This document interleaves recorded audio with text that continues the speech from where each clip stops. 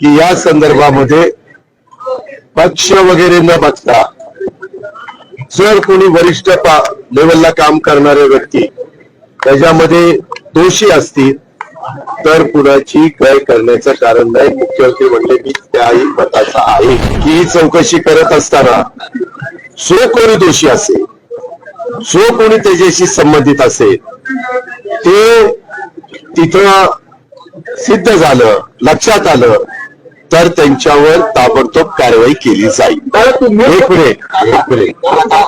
Minute त्या संदर्भामध्ये मी देखील देवेंद्रजींना भेटून सांगितलेलं आहे की या संदर्भामध्ये पक्ष वगैरे न बघता जर कोणी वरिष्ठ लेवलला काम करणारे व्यक्ती त्याच्यामध्ये दोषी असतील तर कुणाची गय करण्याचं कारण नाही. मुख्यमंत्री म्हणले की त्याही मताचा आहे.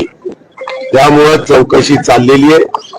काही जण आरोपी मिळायला थोडासा विलंब लागला. प्रत्येकाची चौकशी करून फोनचे कुणाकुणाला फोन झाले, किती काळ करता झाले, काय फोनवर संभाषण झालं ते आता सगळं समजतं.